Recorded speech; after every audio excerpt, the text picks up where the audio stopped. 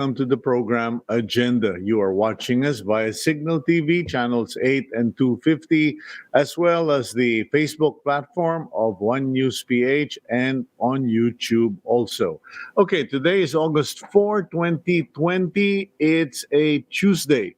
I have to always check because nowadays it's so difficult to keep track of the days. Every day seems to be the same all over. It's like Groundhog Day, the movie. In any case, it's a Tuesday, and we have a very mixed lineup of guests for today, and that might interest everyone of different ages.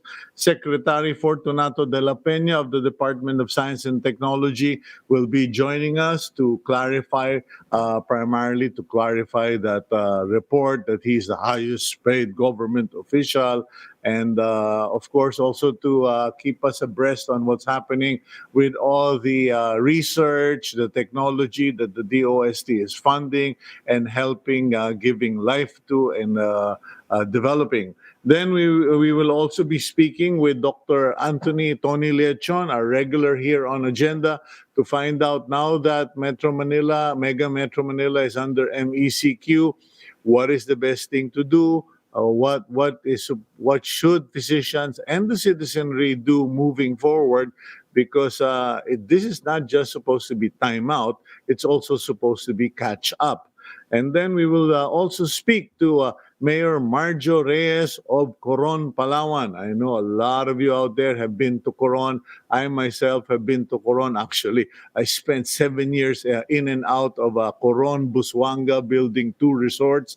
And we will discuss, catch up with him. Ano na ba buhay dyan sa Coron?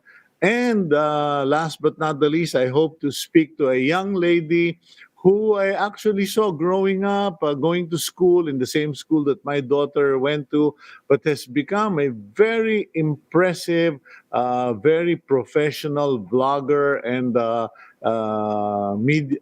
I don't know if you can call it. Basically, she's a social media influencer.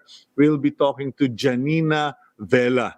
Of course, I call her differently, but Janina Vela will be joining us this morning. Mas marami pa siyang viewers kaysa sa akin.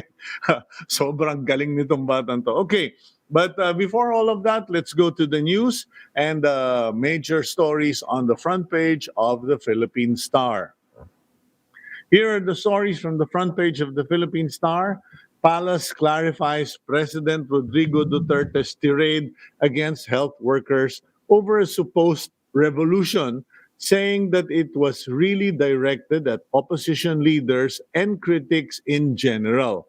When asked to explain the president's remarks, Malacanang also noted that the letter of the Philippine College of Physicians, which was supported by numerous other medical groups, was released to the public before it was sent to the president.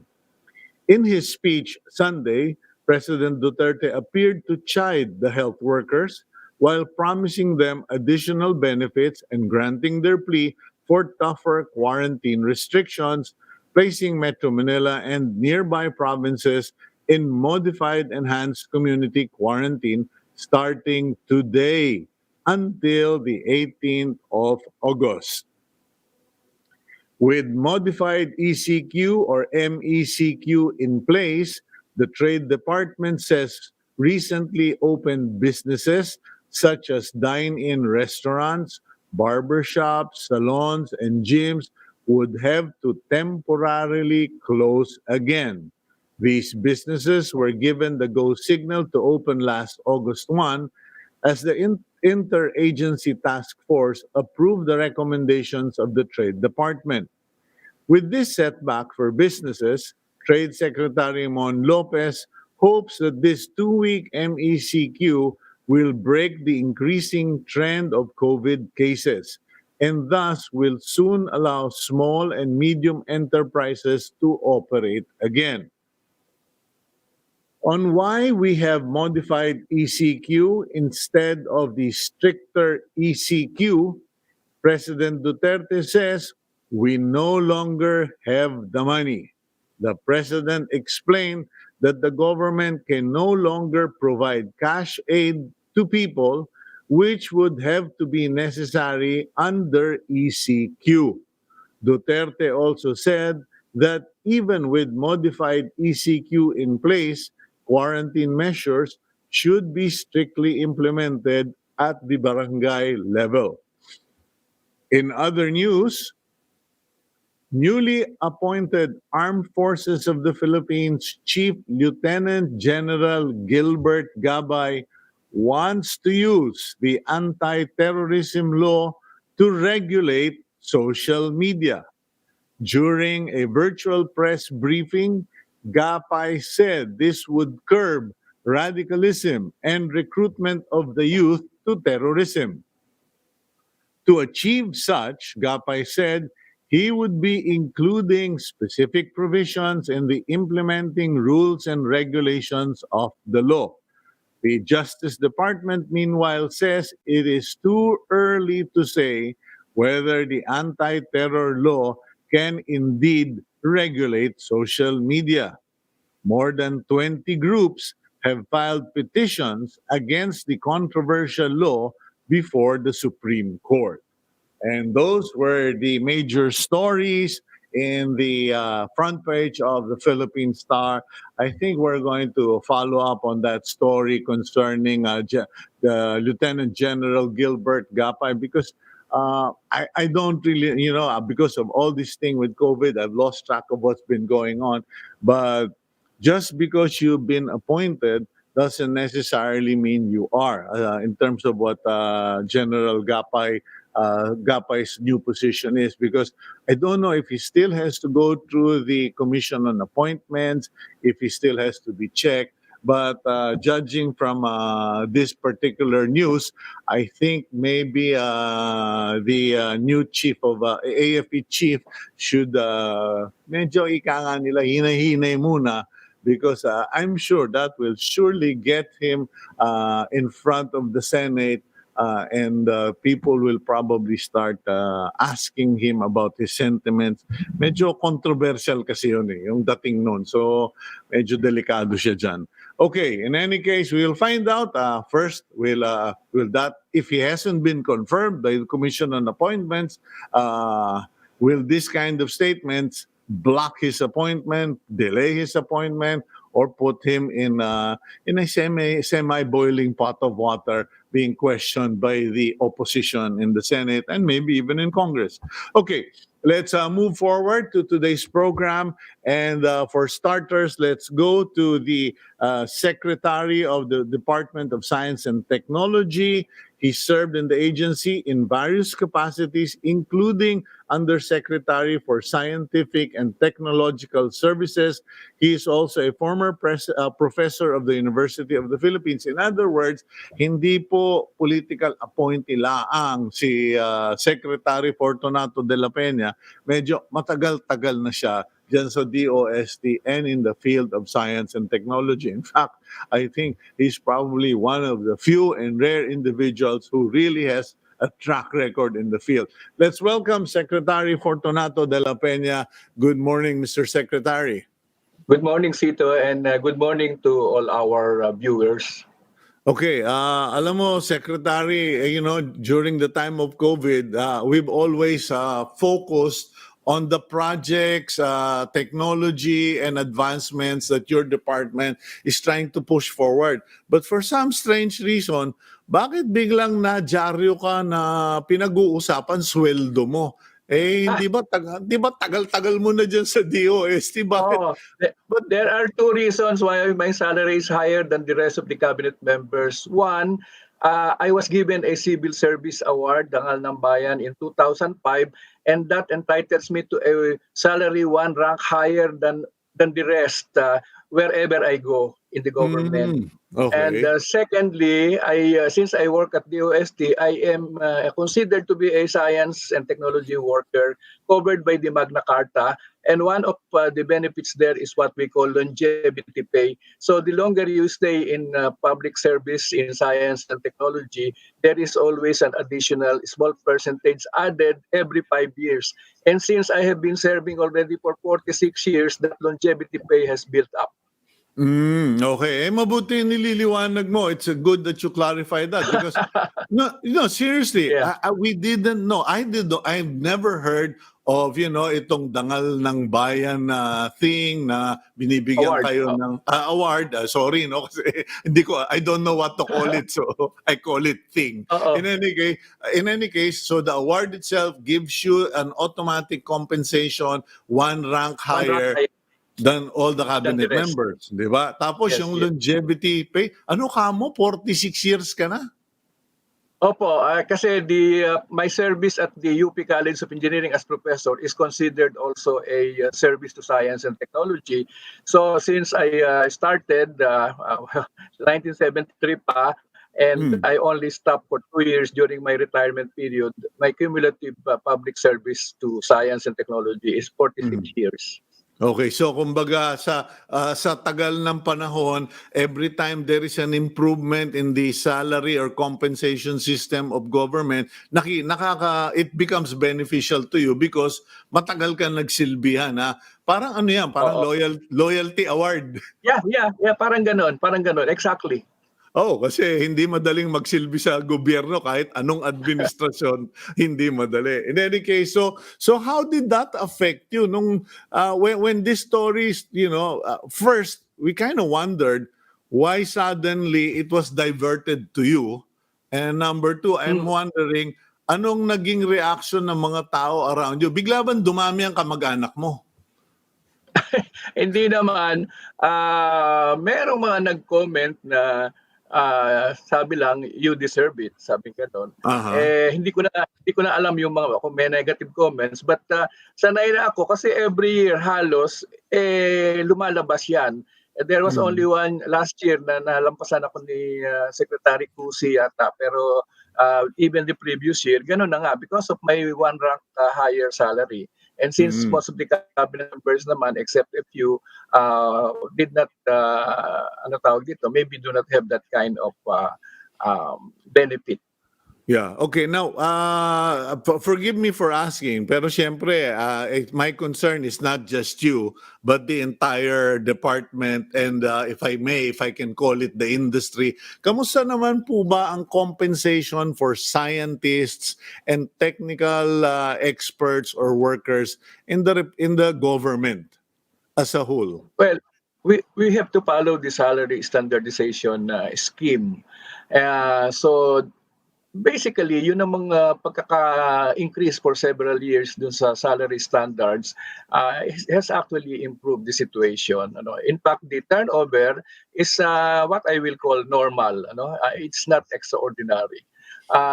Then, of course, yun yung Magna Carta benefits for science workers affects workers or benefits workers at the science agencies Mhm. wherever you are, even if you are at DA, even if you are at the DENR, or whether you are in DOE, in the IPO Philippines, Department of Health, in all of this, yung mga considered science and technology workers are benefiting from the Magna Carta. And yun nga, that includes longevity pay, and Mhm. also other allowances like merong clothing allowance, merong hazard pay. So yung Mhm. nakakadagdag, ano? And ang kailangan lang doon ay number one, you should have a background in science, technology, and engineering. Yung degree mo has to be science, technology, and engineering. And secondly, you must be doing science and technology work na meron namang enumeration kung ano-anong klase yon. At least 50% of your time devoted to science and technology work. Parang binasa mo yung utak ko, Secretary, because my next question was going to be, is there still a future? Is science and technology still sexy with the new generation, the millennials and the centennials and the coronians, kung nagbibiro tayo? Kasi I remember when my daughter was like 6, 7 years old, her batch were all saying, I want to be a scientist. But now, most of them have gone into non-science fields. Well, maybe half of them are still in science-related fields. Pero parang sabi ko, how do we get Filipinos to be attracted to science and technology so that we would have advancements just like Taiwan or India, where the youth is really our core strength in terms of science and technology. Sobra, ang dami kong tinanong. Oo. Pakisagot na lang, Sek. Basically, two things ang immediate response ko doon. Una-una, I think young people should see that the people working as scientists and engineers are doing well, I mean, relatively okay with the salary, and they are doing work that is really related to what they have been trained for. Unfortunately, in our country, while we are now producing so many graduates in science, technology, engineering, and math through our scholarship programs, in the end, the employment opportunities na talagang science and technology related, and more specifically research and development related, are scarce. Number one, in the government, the only places you will go will be those science and technology centers that are located in the different departments or in the universities, okay, to teach and to do Yeah. research. But the plantilla positions in the government are not increasing. So, hindi naman umaalis lahat. Kokonti naman yung umaalis, kaya yung vacant plantilla ay kokonti din. Pangalawa, sa private sector naman, there are only very few so-called technology-based industries that are really hiring people to do R&D or to do design and engineering work. Even if you look at our multinationals operating in our big companies here, kahit sabihin mo pa siyang electronics or whatever, the work there is really supervising the production in the assembly line, in testing.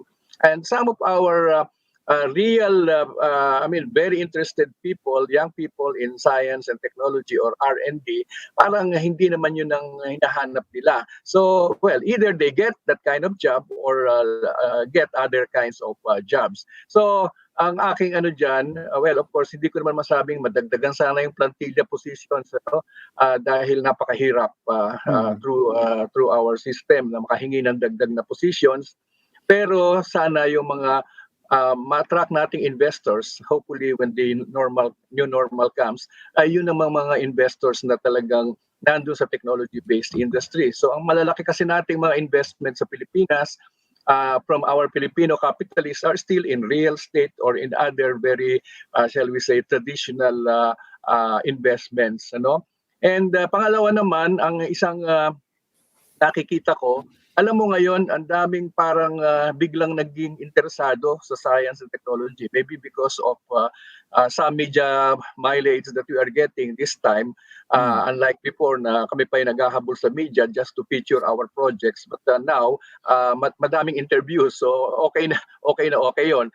So, Basta wag mong kalimutang nauna kami, ha. oo. But just Because to give you an we really indication. Oo, support the DOST. Okay, just to anyway, give go you ahead. an indication, now our deadline for the filing of scholarship applications for the undergraduate scholarship in science and technology and engineering is August 28 pa for the September exam. And yet, Uh-huh. we have already around 100,000 applications that will compete for around 10 to 13,000 slots that will be available.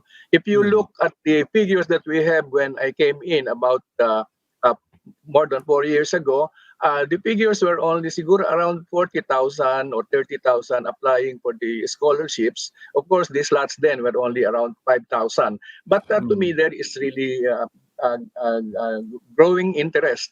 And the other beautiful thing is that since we started a program which we called Patriot Program, we have actually included as part of our service and of the, shall we say, the training that the scholars get, they undergo at least a week of orientation and what you call community or field work so that they will understand the meaning of being scholar ng bayan, no? That they have something to do in return, because in the past what we experience is that pag nakagraduate na yung scholars namin, wala na silang pakialam, no? They don't even Yeah. wala na basta na fulfill nila yung kanilang mga scholarship contracts, which is equivalent to the number of years they have been scholars.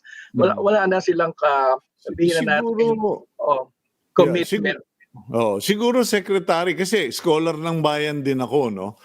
And I went through the circle na I asked those very questions or those concerns you expressed. And perhaps it would help if the scholars ng bayan, before being released by the university, actually underwent the mandatory 1 year, 6 months, 1 year or 2 year service on an internship program or OJT program in government. Kasi ang nangyayari sa amin, ewan ko nung panahon mo, kung ang nasa UP ka, nung panahon na nasa UP ako, pag graduate, bye-bye. And then people were, di ba? People were saying, teka, di ba meron tayong parang social obligation to pay back the university and the government? Wala namang nagtatanong, wala namang nag-aalok, wala namang nanghihingi. And then, I remember a time when a few of my friends said, Sito, why don't you teach in UP? And when we inquired, ewan ko, hinahanapan kami ng master's degree, hinahanapan kami ng PhD. Sabi ko nga, teka, kayo bang mga nagtuturo dyan sa loob Kayo ba nagtrabaho na sa studio, sa imprenta, nagtrabaho na ba kayo sa newsroom? Kasi malayo kayo sa katotohanan. So in any case, what's happened is, it's the system that did not include yung sinasabi mong ikaw is scholar ng bayan, magbayad ka naman. Di po ba? Yeah. Ang ginawa namin sa DOST, lalo na doon sa mga nakatapos ng Masters and PhD, na laki ng ginastos natin, and then naghahanap sila ng trabaho na tama sa kanila sa labas, and wala silang makita. Pero ibang hindi naman linya doon sa pinag-aralan nila, at naghahanap sila nung kung paano sila tinrain sa research, ganun ang magawa nila, or sa product development.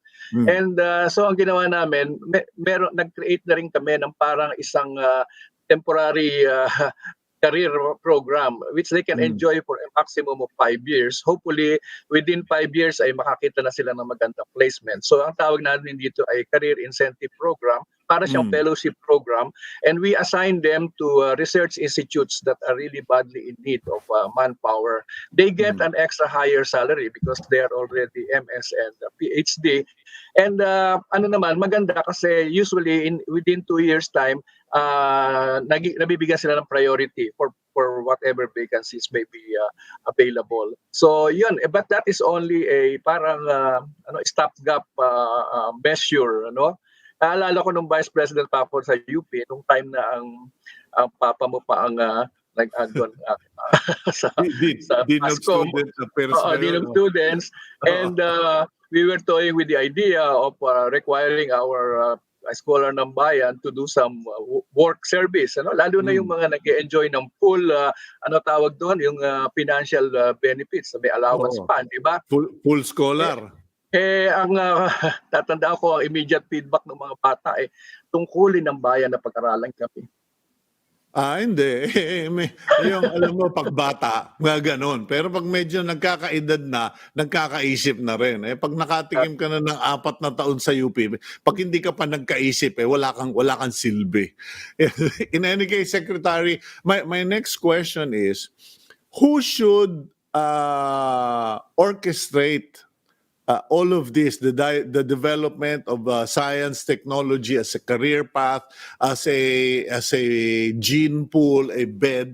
Kasi, di ba, may mga bayan na kilalang-kilala for science and technology. Israel is one, Taiwan is one, I don't know in Europe, in the general European, in the European Union kung sino, pero parang nakikita ko na may mga countries na talagang gobyerno na nag-i-invest for the development of skills, knowledge, and resources. Dito ba sa Pilipinas, ano ang kailangan? What should the case be? Because when you said hindi masyadong attractive pa at nagagastusan pa ang DOST, naalala ko yung tourism eh. For Mm. the longest time, pinaglaban namin, pinagpitpitan at pinagbatbata namin yung tourism na yan para maging one of the major programs of government. And after probably 15 years, nagkatotoo na rin. And I guess now my next hope is for science and technology.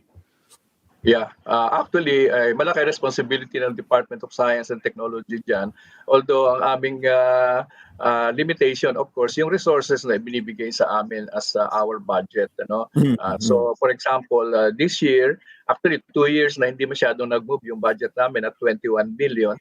But this year, we were told that it will be 23 billion. So that's already considering na very constrained ang ating resources ngayon, para bigyan ka ng additional 2 billion, malaki na rin yun. But if you compare that to the budget of the big departments, I mean big budgeted departments, ay wala pang ano yun, wala pa siguro sa 1% nung halimbawa nung sa infrastructure, yung sa Yeah. defense, yung education as a whole, ano. So ang kailangan lang siguro ay matulungan kami ng iba pang cabinet departments. Kaya ito naman ay medyo I think mangyayari na kasi sa cabinet, sa aming cluster, napasama kami sa economic development cluster. Dati nato kami sa social development cluster ang DOST. Ngayon inilipat kami sa economic development cluster, and I think it is beneficial because doon na pag-uusapan halimbawa yung mga pagbibigay ng priority sa mga foreign investments na technology ang dala, ano. So unti-unti mahirap kasing gayahin din yung mga nangyayari sa ibang bansa na talagang totohanan mula sa itaas hanggang sa ibaba. Take the case of Korea and Taiwan. Talagang puspusan, ano, mula sa kaitaas-taasan hanggang sa kaibaba-ibabaan. Talagang pinagtulong-tulungan nila yung science and technology, pagpapauwi sa mga kanilang nationals na nasa abroad, and all of this, at saka yung pag-cooperate ng mga chaebols halimbawa sa Korea at sa Japan naman. I suppose, Secretary, the game changer for you, COVID-19, in spite of the fact that it's a curse, it's also a game changer. And the fact na, alam mo, pinupustahan yung grupo na maraming produkto. Kayo dyan sa DOST, I know you have been busy funding, promoting, and pushing for development of new technologies. In terms of the COVID battle, ano na po ba ang status ng mga previously announced products and concepts? Oo, ay hindi pa tapos karamihan, ano, but there are good indications. So halimbawa, kahit na nasa 1/3 pa lang kami ng samples sa virgin coconut oil na pinag-uusapan natin, ay maganda so far ang indications, ano. So hindi lang namin maisabi pang okay na, kasi we have to still fill up more than one half of the samples that we need, you know, or the volunteers that we need. But it is showing encouraging results, and I'm quite confident that within the next 2 or 3 months we can make announcements about positive results in our clinical trials in the natural products category, and also in some of those that have been initiated by our local scientist doctors, for example, the ones from Manila Doctors Hospital. And I do think that even the clinical trials where we have participated will already show results very soon. Ano? In fact, nag-show na ng results for riponavir and hydroxychloroquine, pero negative ang recommendation ng WHO. But we are Pero confident. sandali lang, Secretary, kasi nabanggit mo na naman yung WHO na yan at saka yung hydroxychloroquine. May debate ngayon may debate na yung hydroxychloroquine, and I know about that product because I used to take that nung nadestino kami sa Palawan ng misis ko. Required yan for anti-malaria, hindi ba? And sinasabi ngayon sa debate na mukhang nasabotahe yung study sa hydroxychloroquine because the tests that were conducted were at levels 4 times higher than the prescribed doses. So biglang nabanggit mo rin yung BCO. I remember when the Philippines was first promoting virgin coconut oil at nagpi-pick up na tayo for export sa Amerika, biglang naglabas ng study ang isang grupo tungkol na pinalalabas na hindi maganda yung BCO, yung pala kalabas-labasan, sila naglalabi for canola oil. Yeah, oo. Anong reaction niyo dyan, sir? Kasi I know of several doctors who are now telling me in the Philippines, they are using hydroxychloroquine for compassionate use. And in the absence of no other medicine, they will use all available medicine. Anong In reaction fact, niyo, sir? well, actually, I think kung doktor ka naman, ay may karapatan ka namang mag-decide kung ano ang iyong i-prescribe. Hindi naman sinabi ng WHO na bawal gamitin, kaya lang sabi nila, we are not recommending. In the case of remdesivir, kahit hindi pa Yeah. tapos yung trials, ang ating mga doktor binigyan na rin ng FDA ng go signal for compassionate use. And since maganda yung resulta, kahit wala pa yung WHO final word dito, nag-iimbak na ang DOH. Pero meron ba tayo, sir, na pantapat dyan sa remdesivir na yan? Kasi yung hydroxychloroquine, magkano lang yon? Barya-barya lang yon. Yung remdesivir, 150,000 daw ang full dose ng gamot na yon. Tama ba yon? Hindi ko alam, Sito. At, Sorry. Sige, sir. Anyway, okay. So yung sa BCO, although 30% ongoing, pa lang, ongoing, medyo maganda maganda. resulta. Medyo maganda, Okay. oo. Kaya lang, Okay. hindi pa namin conclude, oo. Ano pang mga good news nyo? Kasi mukhang isang problema natin yung tracking system eh. Pinag-uusapan niya na wala ba tayong magawa para dyan sa contact tracing, tracking system, etc. Ano ba yung mga pina-project dyan sa DOST? Well, of course, originally, inadapt na talaga ng IATF yung aming faster model na dinevelop ng Ateneo as a disease model. Merong component yan na ang tawag ay tanod COVID, which is really the contact tracing. And it has also a contact monitoring component. Pero hindi kami ang lead doon sa ICT group. Nagkaroon ng decision na una, yan yung gamitin yung tawag doon, medyo konting debate doon eh. I forgot Okay. Oo. So, Okay. kami naman on our own through our regional offices, we still pursue the use of our tanod COVID, which has been quite good. Pero ito ay ginagawa ng aming mga regional offices. So talagang dumidiretso na sila sa mga local government units to train them on the use of this, and yun ang paraan namin para magamit yung aming tanod COVID na pinaghirapan niya nung group from Ateneo, and actually kasama din ng DOH at UP and IH. Last question ko na lang, Secretary. Baka matawa yung mga nanonood eh. Ano ba? Yung bang tawa-tawa ba? May pag-asa ba? May Pag-asa, oo, kasi siya naman ay merong FDA approval for dengue as a health supplement. Hindi pa siya nakakapasa as medicine kasi medyo magastos mag-contact pagka sa human trials na nakalampas na sila sa animal trials, kaya meron silang for health supplements. So hindi siya sabi-sabi. Talagang may nakikitang Hindi. ebidensya. Oo, nagdaan siya sa FDA. Hindi pa lang siya sinasabing gamot, pero in-approve siya as a health supplement kasi ang unang indication dyan, nakakataas siya ng platelet count. Usually yung sa dengue, yung pagbaba ng platelet count ang nakakapanik, hindi ba? Nagkaroon ako ng experience dyan sa anak ko dahil talagang noon dahil wala pang dengue diagnostics kit noon, 5 araw na kami nagbabalik sa doktor, okay pa daw naman ang platelet count. Pagkatapos biglang bumagsak, ICU agad yung anak ko. Talagang pambuhay. Dapat pala magparami na tayong tawa-tawa. Tag-ulan na naman. Dadami na naman yung dengue na yan. Oo. Actually, kung may antiviral siya for a disease like dengue, there is a big possibility na yung antiviral properties niya ay pwede mag-work sa COVID-19. So yun ang ating dahilan kung ba't natin in-approve ang clinical trials sa UP in partnership with, of course, some private groups na nagpupush sa tawa-tawa.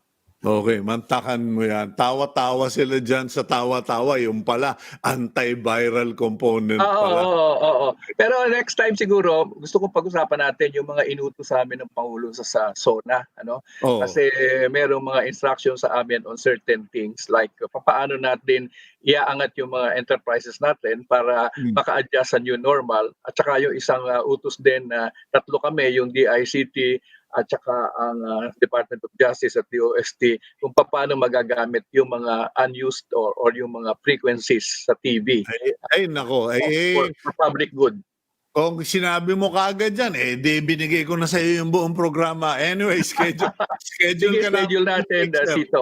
Oo, Okay, thank you. meron kami mga suggestions diyan. Okay. Thank Okay, you. thank you very Thank you. much, Maraming Secretary. salamat. Okay, Salamat. anytime, sir. Yan po, Secretary Fortunato De La Peña, Department of Science and Technology. Ayan, medyo marami-rami rin tayo napag-usapan. Actually, I think the good news is that although they're only 30% in their tests and trials, animal trials, etc., as far as virgin coconut oil is concerned, according to Secretary De La Peña, there is good news. Things seem positive. As far as the tawa-tawa, yung ating what you used to call weed is now actually almost medicinal in nature. Yan po kasi I was in a conversation with friends last night and they pointed out what an American physician said. You cannot have clinical trials just right now because of the COVID-19 situation and because clinical trials, I think, require, ilang ba yung sinabi sa akin? 1,000 by the 1,000 population para to test whether a particular product or substance is good or bad. So it doesn't happen. So, and then also the fact that COVID-19 is new, so anong pinagsasabi ng mga iba dyan na mag-clinical trials daw muna? Nasusunog na yung building, the building is burning, and you are going to tell the fireman, you better have your hose tested by the concerned agency if it is rated.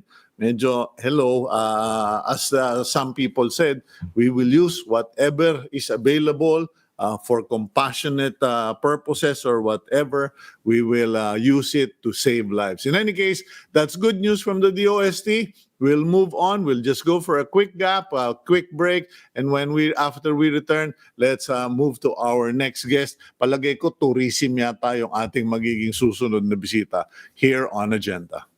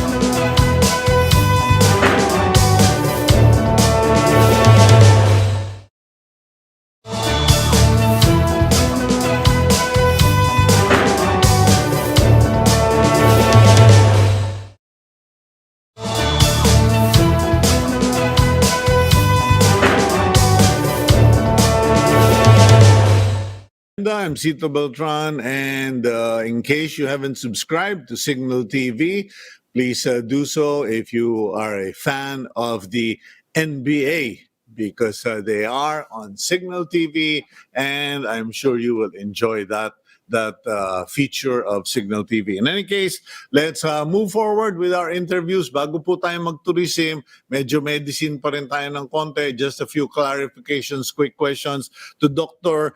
Tony Leachon, regular of Agenda, and we will find out from Doc Tony what's the situation. Medyo nagkakaroon ng konting pamumulitika o napupulitika yung mga grupo ng mga doktor. Doc Tony Leachon, are you there?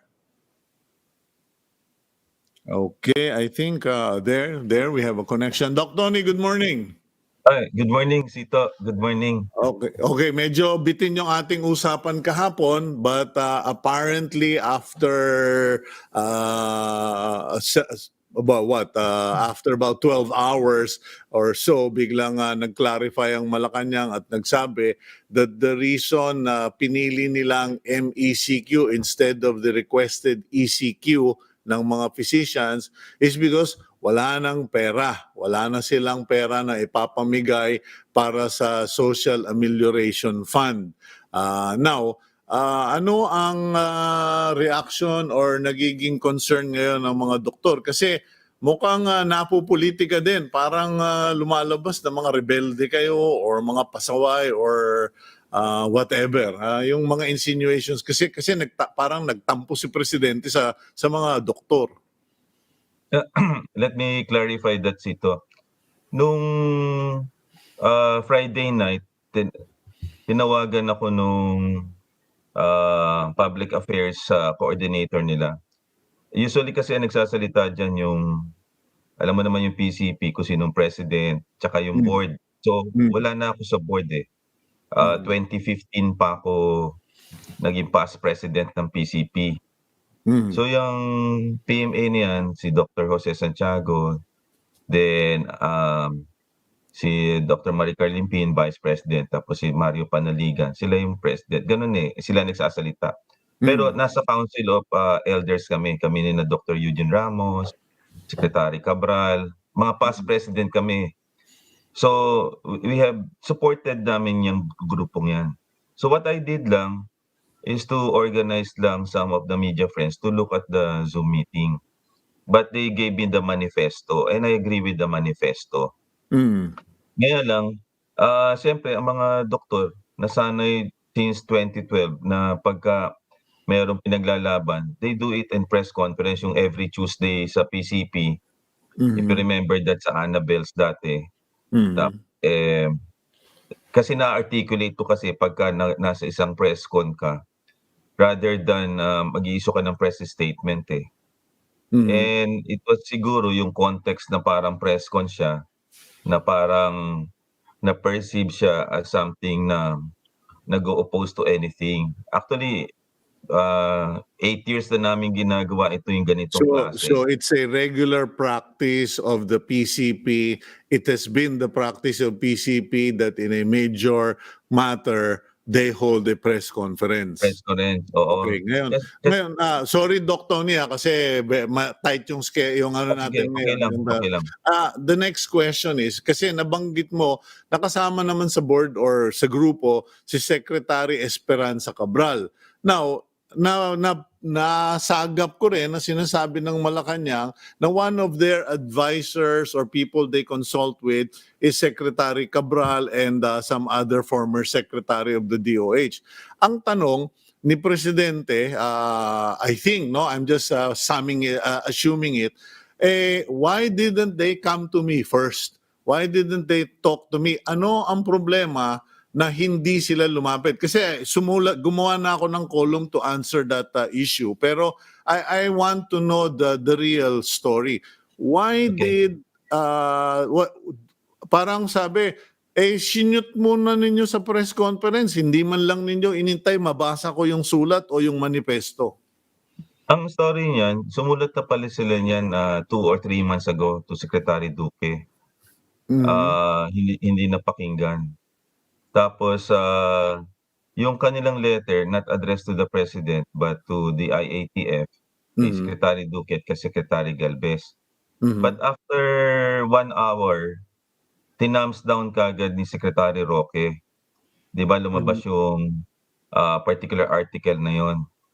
And then the news Could you be more specific? What did the doctors send to Secretary Duque, Galvez, and Roque? Ano yung yeah, sulat? wala si Roque doon. The Wala si letter was Roque. Okay. addressed the letter was addressed to Secretary Duque Oh, and Galvez. okay. Basically, 7 yung items silang minention, which I mentioned yesterday. Mm. One, yung, time out nga dahil pagod na Mm. yung mga doktor, yung, testings nila, tsaka Mm. yung transportation na pagka yung transportation ng mga doktor, Mm. hirap ka, so they're requesting yung mga bicycle lanes. Mm. Tapos, yung mga benefits nila, Okay. yung This higher was pay and hazard. what month was this, Doc Tony? I think 2 months ago, nandun sa Okay. clarificatory letter. I will send it to you, the Okay. clarificatory Okay. letter. Okay. Lumabas na sa social media yesterday, Sito, yung Okay. clarificatory letter coming from Dr. Mario Panaligan. Mm. So in other words, To sumulat the na sila. president na yon yung letter Oh. ni Dr. Mario Panaligan, who's Oh. the current president Oh. of the, Philippine College of Physicians. So lumabas na kahapon yung clarificatory letter niya. Okay, so para mabilis lang, no? So 2 months ago, sumulat yung mga doktor sa IATF headed by Si Secretary Secretary Duque, Duque to oo, Secretary Duque Duque, na kailangan natin itong 7-point agenda na oo. ito. Pagkatapos, ang nangyari, sabi mo, within 1 hour na disapprove na thumbs down? No. May letter na sila dati pa, Oo, Secretary Duque, for the healthcare workers demand. And okay. then nung tumataas na yung cases the last 2 weeks, they wrote another letter, second letter to Secretary Duque and Secretary Galvez. Mm, Okay? okay. Itemizing the 7 items. Mm, After that, after 1 hour, sabi daw, ni Secretary Roque, ginagawa na nila yon. Parang isa thumbs down, statement na hindi. Eh, biglang mm. nag-viral yung press conference nila and then it reached the president. Saka lang nagpa-meeting bigla ang presidente. Gano'n ang nangyaring story po nun, eh, para Okay. maintindihan niyo po. Okay, ngayon So, ang tanong ngayon ano ang kalalabasan ng sitwasyon ngayon? Binigay na sa inyo MECQ, is this enough or can you make do with MECQ?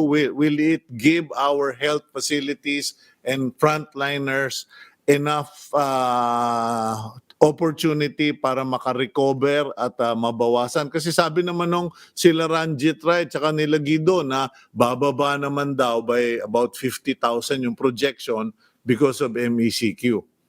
it will not flatten the curve kasi may mobility pa, eh. Based on the, Thomas Peyo's model and Hammer and Duns, you need about 3 to 7 weeks talagang ECQ. Nagkataon Mm. lang may shortage of tayo of money. It Mm. will lower the cases, but it will not be enough to lower it will not, flatten the curve. Mhm. So, well, I think ako naman personally, I welcome that kasi it's definitely not the status quo na GCQ, but, it's an, MECQ. But I thought, copying the Cebu model na na-flatten yung curve nila from a reproductive number of 2 naging 1. Yung Cebu model na nag-ECQ, magandang model na apply sa National Capital Region considering yung National Capital Region is the financial center and ang cases dito mas grabe. So therefore, the ECQ bagay na bagay dito. Ako suggestion ko nga diyan dahil may shortage of funds, ECQ lang for 2 weeks, then MECQ for 2 weeks. And then build up the healthcare capacity of testing and contact tracings. I Mm. think we will be okay. Okay. But sa ngayon, Yung yun ang nadesisyonan na, we oh. welcome it, siyempre. Oh, yung ginawa mong pinost mo sa Facebook, yung voluntary ECQ, meaning if you post it on your Facebook account like I have, it is a declaration na ako magbo-voluntary ECQ na ako to support the frontliners and the government. Now, it has obviously gone viral. Marami nang nag-voluntary posting and declaration ng ECQ. What's your reaction to that? Malaki bang tulong yan? Malaking tulong 'yun. 'Yun ang magiging shared responsibility natin mga kababayan. I think we need to help the government, eh. Dapat yung mindset natin ay ECQ pa rin. Mag-wear kayo ng mask, mag-social distancing kayo. Kung kayo po'y lumalabas dati, particularly yung mga elderly na may sakit sa puso at may diabetes, matatanda na po, 'wag na po kayo magpasyal ng mall muna. 'Wag muna kayo mag-barbershop, 'wag muna po. Kasi makakaragdag po kayo sa cases na puwede magkaroon ng local transmission. Ang daming sad stories ako nakita na family na po ngayon ang nagkakaroon. Dahil lalabas yung mga bata, dadalhin sa mga magulang, na ospital ang mga magulang. By doing that, ito po yung shared responsibility to help the nation. Okay. Kung ECQ decision ng presidente, tayo naman ang mindset natin as a Filipino patriot, malaking tulong yan sa gobyerno. Yung social behavior natin, maging way of life and then culture in order to help the government right now na Okay. address yung problem. Yeah. Okay, Doc Tony, thank you very much. At least naliwanagan kung ano ba yung nangyari at kung bakit ganon, nag-press conference, bakit hindi na dumirekta kay Presidente. So, in any case, there's been a clarification and you said may clarificatory letter na rin yung Presidente ng Philippine College of Physicians. So, we hope this will resolve the matter. In any case, the door is open for you. Please let us know if there are any new developments in the battle in the war against COVID-19, and please take care of yourself, Doc Tony. Thank you, Sito. Ikaw din. Keep safe.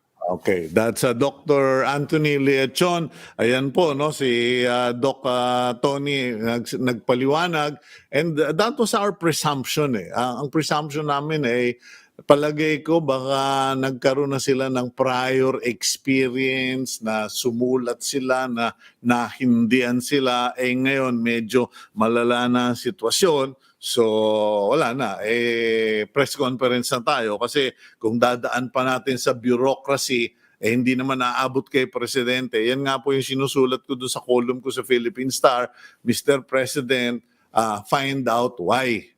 Hindi yung, alam ko naman, kasi siyempre kung presidente ka at ma-PR ka naman, ma-accessible ka, biglang ganun na hindi lumapit sa'yo, magtataka ka, ba't ganun? Ba't hindi nyo ako tinanong? Ba't dire-diretso na kayo sa media? So, yun po, malalaman natin. Okay, I don't know if he is already available, pero yung kaibigan kong mayor na pala, dyan sa Coron, Palawan, nandiyan ba si Mayor Mario Reyes? Good morning, Mayor. Whoop, palang, ayun, aba. Anyari, Mayor, anyari sa'yo? Bakit ka Kaibigan, nawala na eh. Alam mo naman siguro nangyari sa atin, kaya nawala na eh. Ganun ba? Hindi mo naman chinaning isa-isa yan, ha? Something eh, wala tayong magawa eh. Okay. Okay lang, Mayor. Ito, nagpapapayat na.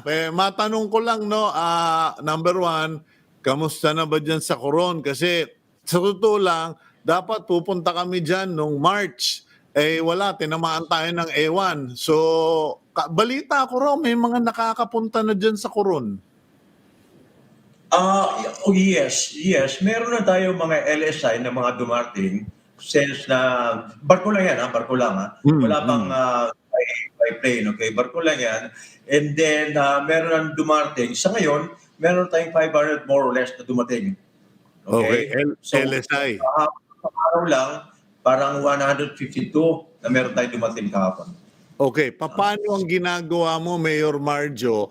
Kasi lahat ng mga mayor na kaibigan natin, praning na ngayon eh. They're all saying, I can't say no to my people, but I don't know what to do with my people. Kamusta dyan sa Coron? Paano ba? Okay, yung mga dumating dito, yung mga LSI na yan, sinundan ko yung Chito eh. Okay? From the barko, down hanggang sa mag-test sila, hanggang sa isolation, hanggang matulog, hanggang gumising. Okay? Meron lang akong mga konting katanungan sa sarili ko at nasagot naman. First, na-disinfect ba yung mga sasakyan ng mga pumasok sa mga isolation? Second, ano ang ginagawa ng mga crew pag naka-standby dito sa Coron 2 days? Okay? Yung ba, hindi ba nagbuwa sa bayan ng Coron para bumili ng kanilang human needs, whatever, tubig, sigarilyo, etc. At nangyari na nga. One day, nung papunta kami ng Ilido, nangyari na nga. Isang tao na taga-barko, bumaba, bumili ng alak, mabuti lang na-isolate na kunti namin. Okay, kasi natatandaan ko nung panahon ko pa dyan sa Coron, sa Busuanga, maraming ang dumadaong dyan. Maraming barkong pumaparada dyan. Pagkatapos nakikipag-barter pa noon, di ba? Bibigyan namin kayo ng dilata, bigyan nyo kami ng daing, etc. Ngayon dahil may COVID na, nako, medyo ayaw namin may pumapasok. So, kamusta naman po ang COVID cases dyan sa Coron? Na controlled ba? Marami ba o konti? Control, okay? Meron tayong tatlo ngayon, isang 24 years old, isang 21 at isang 16 years old. Okay? Yung ating, actually, kakalabas lang, siguro mga 2 days ago, dito ko tina-challenge si Dr. Gitapan at si Dr. Marvin, yung ating mga head ng RHOs. Sabi ko, can you imagine, 72 years old, okay, positive. Okay? Nagkaroon ng asthmatic, meaning umuubo. High blood, pero nakalabas na kahapon. Doon ako worry. To tell you frankly, worry ako doon. Ilan taon yun? Sorry? Ilan taon siya? 72? 72 years old, asthmatic, okay, may high blood. Aba, may laban pala ako. May laban pa tayo. May laban pala tayo dyan sa COVID na yan. Kung gano'n, 72, nakakalabas pa. Okay, so napapagaling naman na babantayan yung COVID, tatatlo kaso. Kamusta na ba yung bayan na Coron? Alam mo, isang dahilan kung bakit parang ayokong bumalik.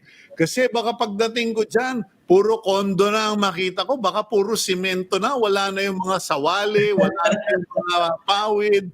Balita ko, masyado na raw kayong developed eh. Well, yes and no. In a tourism establishment, yes, ginagawa namin ang lahat. Okay, Chito, alam mo naman siguro matagal ako nawala. 6 years ako nawala.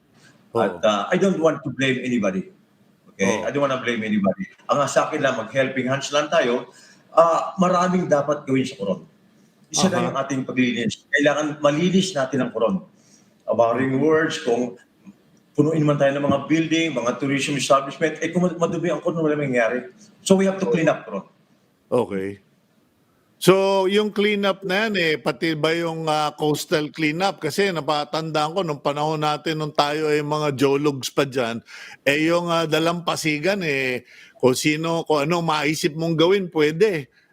Ngayon ba, na-clean out na ba yung mga short lines? Not really 100%, but ginagawa namin day by day. Nilagay kami ng mga para to pick up piece by piece, yung mga basura, etc. Okay, so ano ang long-term plan mo, Mayor Marjo? Kasi siyempre, umaasa naman tayo na makakabalik din ang mga taong ang puso ay nasa Coron o kaya yung mga turista. Ano ba ang mga plano ninyo dyan? Pag nag-landing sa Coron, mandatory ba na kailangan merong swab testing o pwedeng dyan na magpa-testing? Okay, good question. Doon muna tayo pumunta sa long-term planning natin. I want you to tell Frank, hirap ang plano ngayon Bakit? Yun nga, katulad kahapon, nagpo-plano kami na merong parte ng engineer na galing Manila. Na-cancel naman yung mga pasahero galing Manila. Okay? Now, regarding this tourism establishment, okay, or tourism to come in Coron, okay, nung inimbita ako ni Secretary Bernadette Romulo Puyat sa El Nido, okay? At ako nang tinanong niya, ready na ba kayo, Ron, to open up? Ay sabi ko po, yes and no. No, in a sense na wala pa kaming itong aming machine yung gene expert machine. Pangalawa, kung papayagan kami ng DOH to operate that machine. Okay? Ngayon andun na kami sa binigyan na namin ng DOH ng program work kung paano. Okay, ang tanong ko na lang sa sarili ko at tanong mo rin sa akin ngayon, okay? Sino ang magsasagot ng rapid test at swabbing? Mabigat yan para sagutin ng munisipyo, di ba? Correct. So, hinihintay ko lang yung ordinansa ng Sangguniang Bayan, alam mo na siguro ang ordinansa. Pag ordinansa, kailangan ng public hearing yan. Once magkaroon ng public hearing, well, maybe we can open up. Depende rin yan sa mga kapitbahay. Bali, alam mo, napansin ko lang kasi nung nakatutok yung camera sa'yo, napansin ko, naka-aircon ka pa dyan, sementado. Abay, huling punta ko dyan sa Coron yung opisina ng mayor kahoy na 1950s pa yata, 1960. Mukhang asensado na ng husto yung Coron. Hindi naman. Trying my best lang. Yung kamusta yung kuryente? Kasi natatandaan ko noon, ang kuryente dyan 4 na oras lang, di ba? Pagkatapos wala ka ng power. Well, for now, kuryente is good. For now, wala akong masabi. The relationship between Biselco and the LGU, okay kami. Wala kaming problema. May nagkakaroon ng problema. Actually, meron silang mga proposal sa akin na gagawa namin ng paraan na merong mga baryo na mga kailangan lang ng mga pailawan namin. So, we have teamwork with Biselco and one of these days, lahat ng mga baryo mapapailawan namin. Okay. Siguro, pinaka-importanting tatanong ko sa iyo, Mayor Marjo, kasi alam mo naman, nung nandiyan kami, nung nagtatayo ako ng mga resort, tumulong tayo kahit papano, ma-screen man lang yung ating hospital dyan sa Coron. Dahil nun, di ba, kabilaan ng malaria. Ano na ngayon ang itsura ng hospital ng Coron? Ilang palapag na ba? Sementado na ba?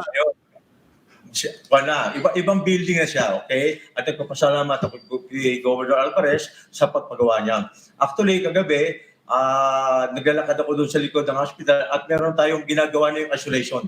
Meaning, the vision in the hospital, hindi lang hospital. Okay? Magkakaroon tayo ng isolation sa likod. Everything is there. Everything is there. At maganda ang teamwork. Again, the teamwork is there between the provincial government and the LGU. At again, ako po ay mismo nagpapasalamat sa aking partner, kaibigan, idol na si Governor Alvarez. Okay, si Manong Pito. Ako nga, kinukulit nga akong pumunta doon sa teritoryo niya. Sabi ko, wag na. Baka mamaya, i-detain mo ako sa isla, hindi na ako makauwi. In any case, ang tanong ko lang, paano yung testing facility niyo, Mayor? Kasi you are already a principal tourism destination. Wala na makakatanggi dyan. So, sa ayaw mo, sa gusto mo, dadagsain ka ng mga tao. Kanya lang, kailangan matayo mo yung laboratory mo, etc. May panggastos ba kayo o meron bang mabuting puso dyan na nagsabing, sige, tulungan namin kayo? Actually, meron kaming meeting with yung mga kapitbahay ko, which is Culyon, Dinapakan, and Busuanga about a week ago. Okay. Nag-ambag-ambag kami, okay, para sa ating laboratory, para doon sa ating machine. Okay? So, ang mangyayari na lang ngayon, yung ordinansa na lang sa Sangguniang Bayan, ang hinihintay natin para makapag-operate na tayo. And I wish and I pray, one of these days, maka-open up na tayo.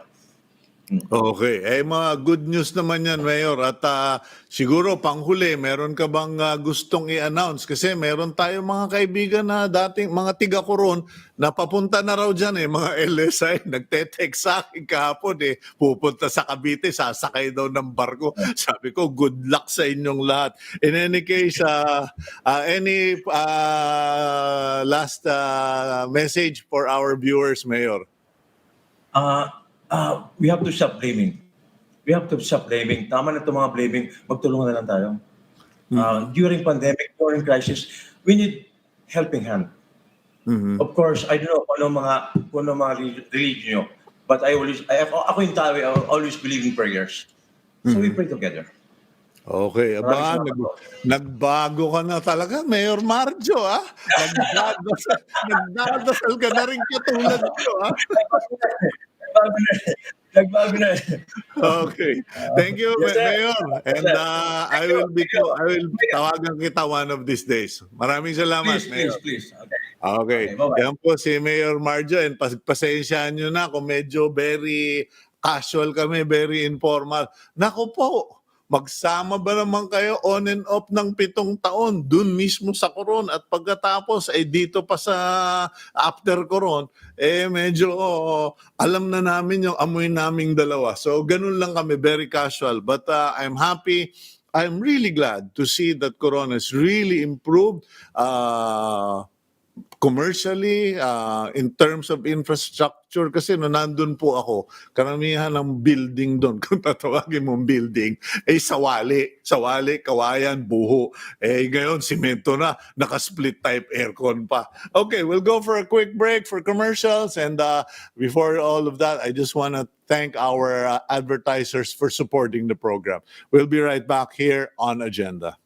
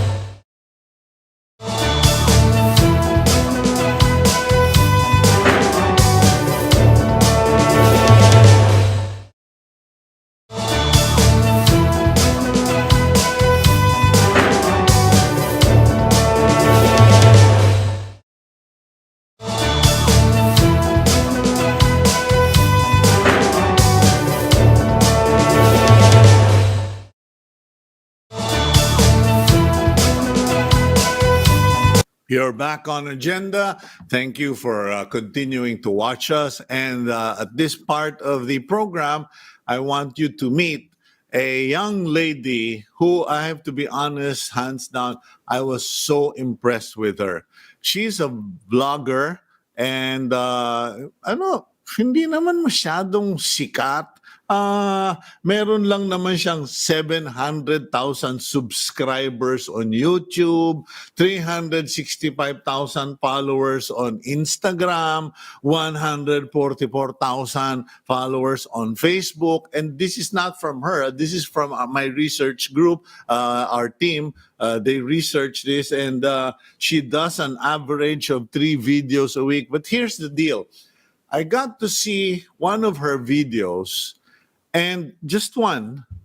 And it was a video where she interviewed a guy who was being bashed on Facebook for certain statement that the guy said.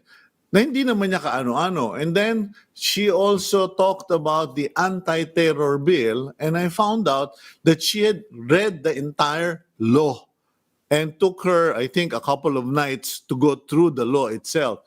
So she's a person who does her homework, who is objective and is balanced. And I have to confess, and ito, lantaran na, medyo parang I felt uh, persecuted ba yun? I felt convicted. Na-convict ako. Sabi ko, buti pa itong batang to. Mas masigasig, mas masipag sa ginagawa niya. Unlike me or some of my associates, ako minsan, puro pass break ang trabaho. In any case, let's bring in this young lady, Janina Vela. Janina, are you there? Hello po, good morning. Okay, Janina, medyo ngayon ko lang sinabi yun in public. I felt so convicted when I watched you, how you read up on the anti-terror bill, how you were so fair and balanced to that DJ guy who was parang being bashed on Facebook, and in-interview mo siya, and kalabas-labasan, iba naman pala yung sinasabi niya. So you were being fair and objective. Okay, but Janina, I mean, I saw you growing up, you know. Hindi ko nasasabihin yung eskwela mo. Every morning, pag hinahatid ko yung anak ko, nakikita kita. And I just heard you were doing videos. I didn't realize you were that popular and that you were well followed. Paano nag-umpisa yan? Opo, so nag-start po ako nung 15 years old pa po ako. So I'm 21 now. And so actually, we didn't think that it would grow this fast or this much also. Wala kaming idea na magiging job or career ko na talaga to. Nung 15 years old ako, yung plano ko lang po was to, because I loved watching YouTubers, yung mga YouTubers from different countries, so like London and then the States. Pero wala masyado yung mga YouTubers na ka-age ko from the Philippines. And so I was waiting for somebody that I could relate to more, pero walang nag-show up. So I don't know, wala lang, nagka-idea lang kami to start my own channel kasi mahilig naman ako mag-video nun, mag-makeup. So yun yung starting purpose ko. Syempre ibang-iba na siya sa purpose ko ngayon. But it wasn't a really inspiring, crazy story of why I started. It was just wala lang, hilig lang. Yun lang po.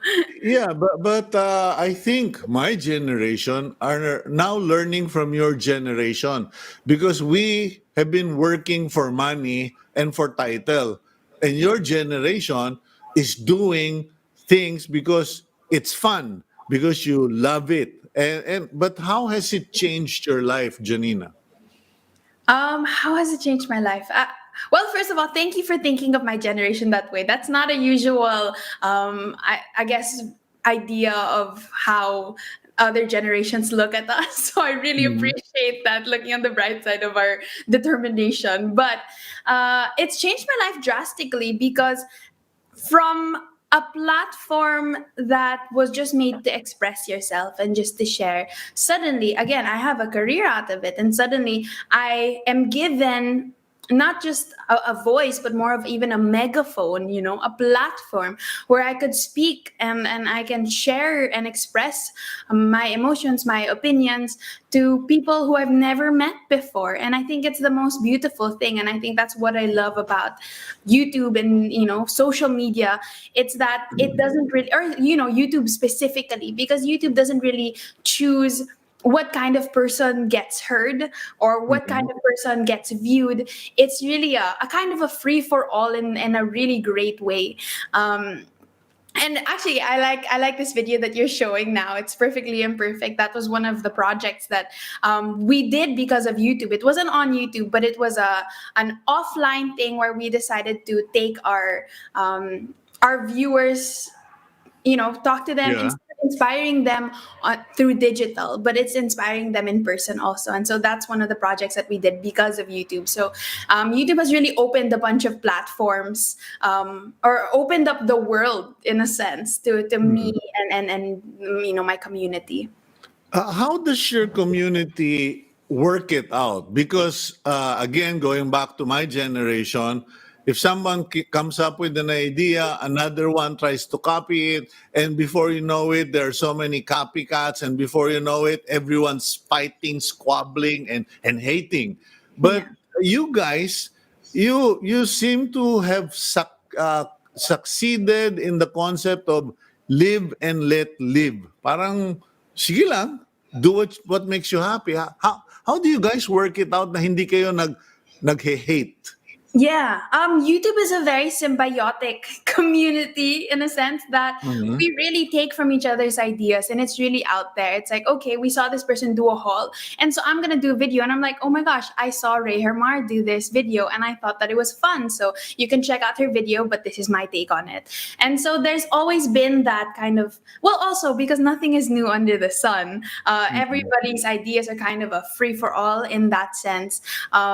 Yeah, and so, but also what's very special kasi is that, unlike TV where you can only watch one primetime show at this time of day, in YouTube, you'll watch a YouTuber for 10 minutes and then you'll click recommended and click another YouTuber and then another one and another one. And so you're not really fighting each other because anybody can be viewed, anybody can be seen. You don't have to choose one. And so I guess that's why there's not much of an aggressive, there's not much of an aggressive vibe Yeah. on YouTube. I'm one of those. I try to act like I'm liberal, but I'm very, very protective. You know me, so medyo very protective ako. And I think I speak for a lot of parents who are very scared about their children going into this territory that you have successfully maneuvered and became your profession. What should parents keep in mind? Para kasi ayaw naman namin maging diktador, pero ayaw din namin maging problema yung mga anak namin, ma-hate, ma-stalk, whatever. When I opened up the idea to my parents of, hey, parang I want to start a YouTube channel, sabi nila, oh, well, what's the worst that can happen? And it's like, it's not really it's not the most traditional answer you'd hear from your parents, no. But I really appreciated that about them. They gave me the freedom to explore, to discover, and they said, well, the worst that can happen is that you learn to be more responsible, you learn how to edit, and you get that responsibility, determination.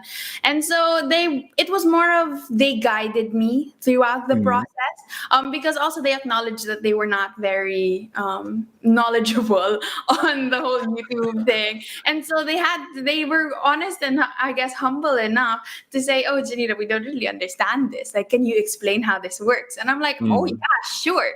And so from the start, it's been kind of like a partnership, especially between me and my mom. It's been a partnership where I would really run ideas by her. She would help me shoot. And then if there's something something questionable that I did, she would call me out for it.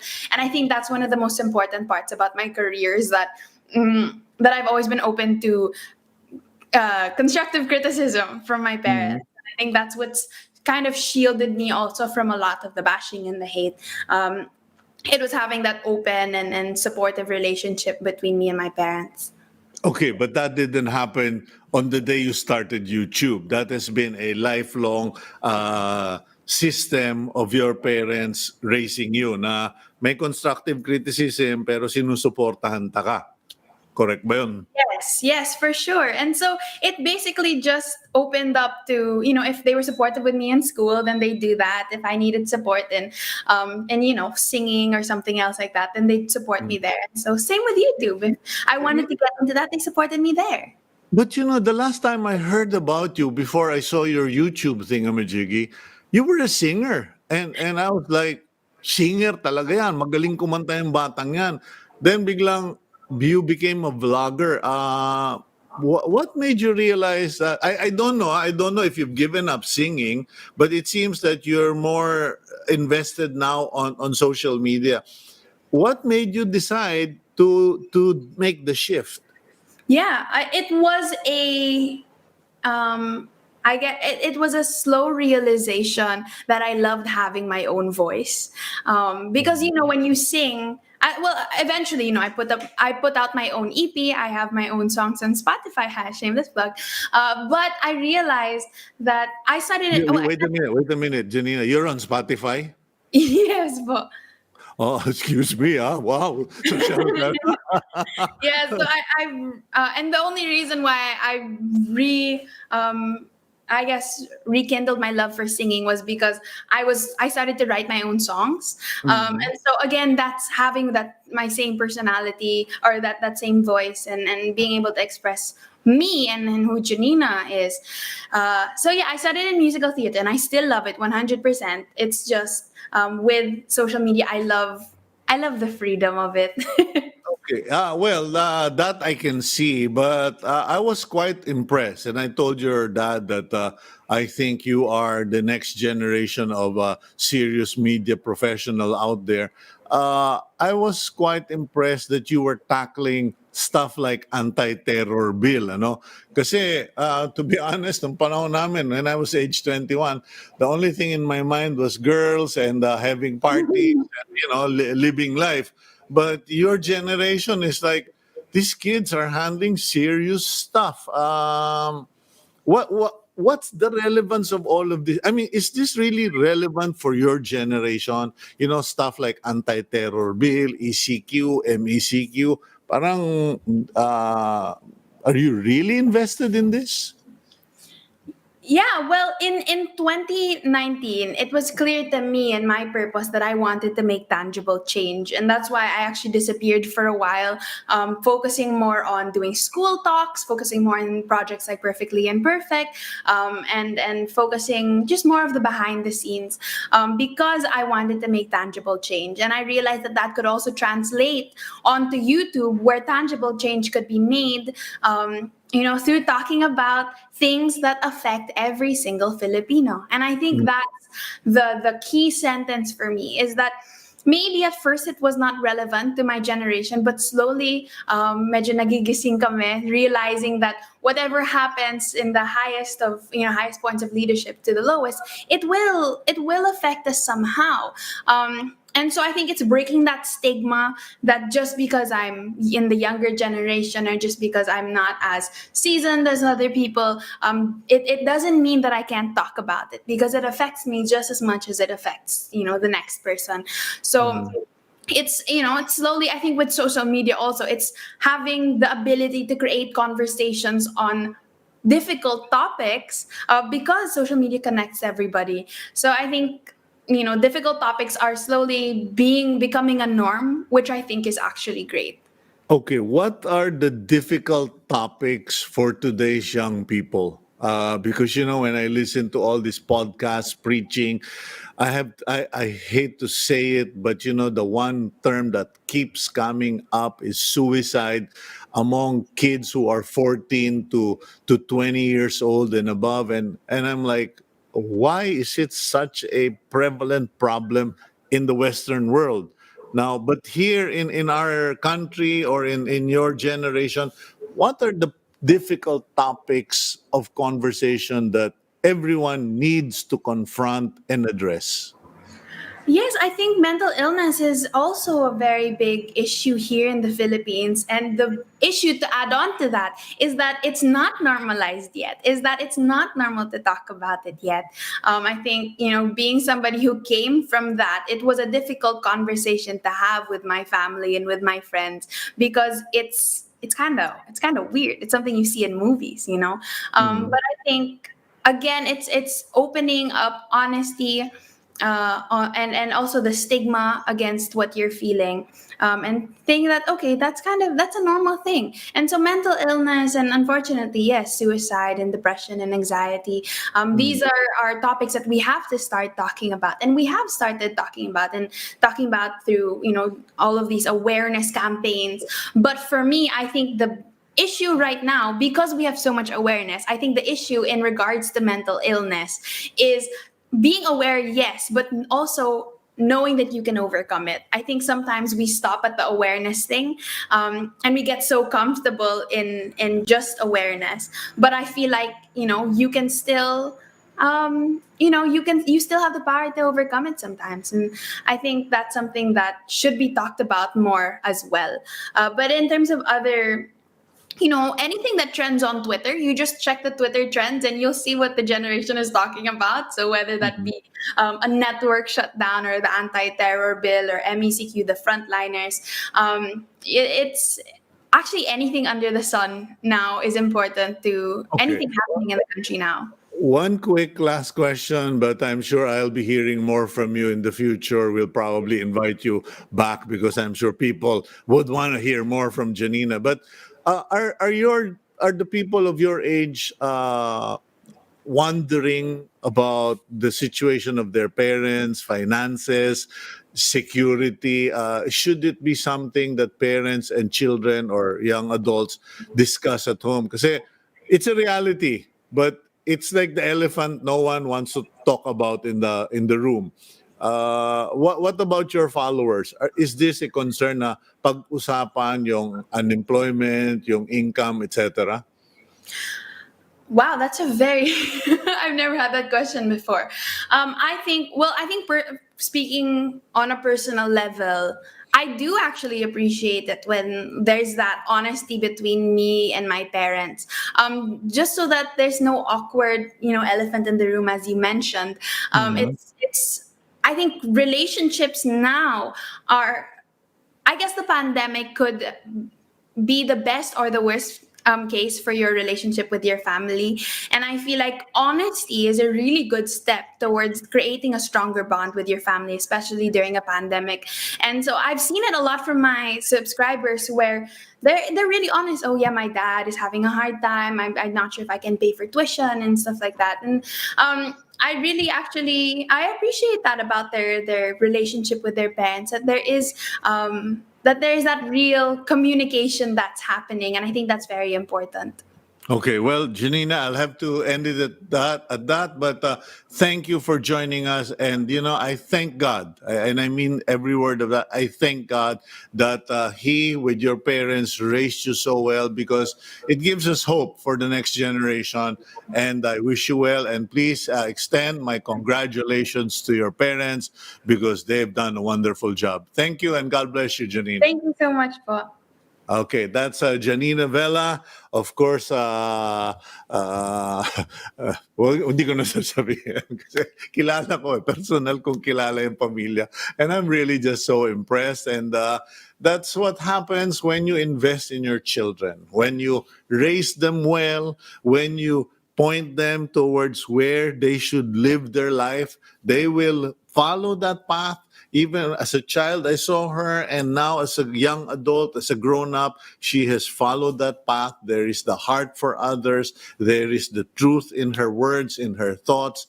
And I just hope that we all, as parents, manage to do that for our children. And I hope that all of you, I remember a story na sinabi sa akin ng isang sikat na artista. Sabi ko, bakit parang napakaswerte mo sa buhay?